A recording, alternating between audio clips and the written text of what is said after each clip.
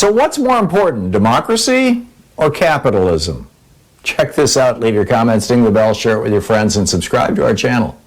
And the first has to do with the piece that I published this morning. I always put basically my thoughts, my daily rant for this program over at thomhartmann.medium.com. And today's piece is headlined, "The Republicans' Brutal Oligarchy Plot is Dangerous and Must Be Stopped Now." And then the subhead asks the question, what's more important, democracy or great wealth?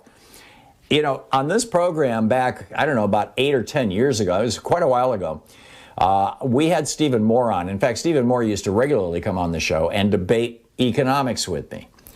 He kind of became too big for his britches when he became a Trump economic advisor and turned down our offers for him to visit. But I asked him a simple question when he was on. I said, which is more important, democracy or capitalism?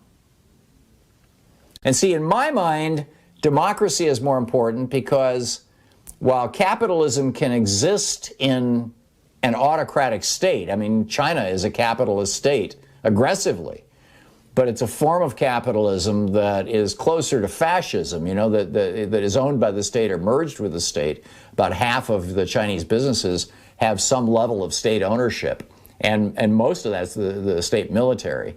And we see that in a lot of other countries as well. Saudi Arabia, for example, you know, most of your Middle Eastern countries, owned by either the state or the oligarchs who run the state.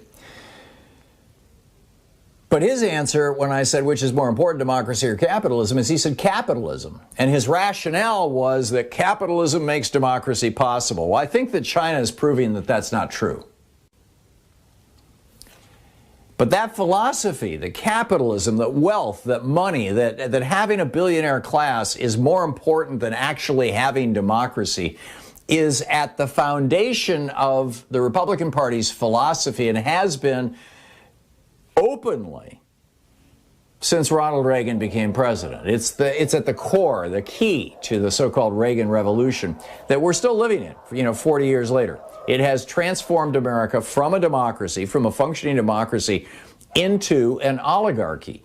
We are now at the point where of oligarchy in the United States, as Gillens and Page pointed out in their famous study back in 2014, that Princeton study, where what the average person wants almost never gets turned into legislation. Now, I think we're seeing that change right now with Biden, and he does seem to be going down an FDR LBJ path in that regard, which is such a friggin' relief and is absolutely necessary to bring back democracy.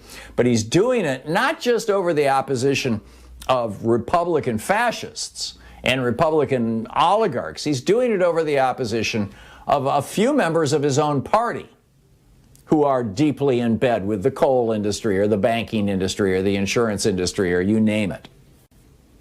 And that's a very dangerous thing. Because if we reach the point where oligarchy is cemented in this country and claim that they're simply the best form of capitalism, then the next step, oligarchies are inherently unstable. Oligarchy is where a small number of wealthy people rule the country for their benefit, not for the benefit of the people.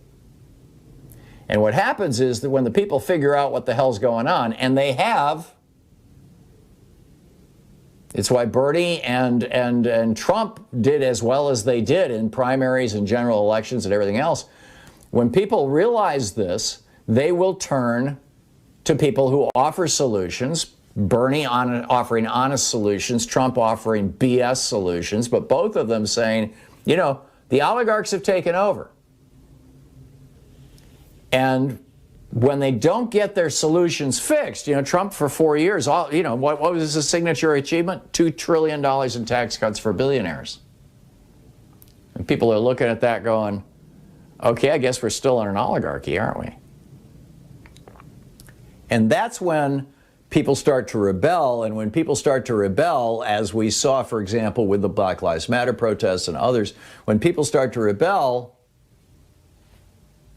then the state has two choices. A nation has two choices. They can either reject oligarchy and return to democracy. And typically the way they do that is by raising taxes significantly on the oligarchs and getting money out of politics. Those are the two keys to returning to democracy.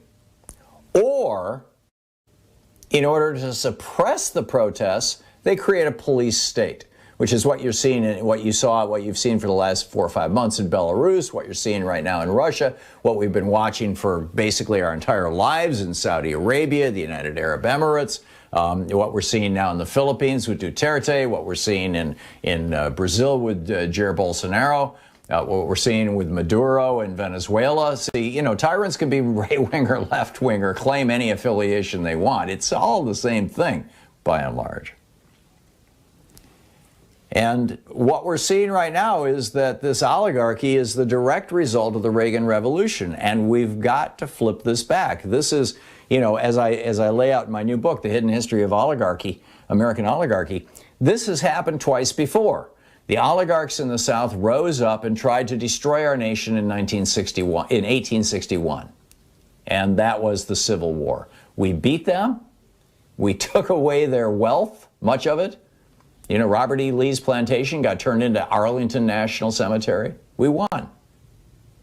Then they did it again in the 1920s with the Roaring Twenties and Harding and Coolidge and Hoover.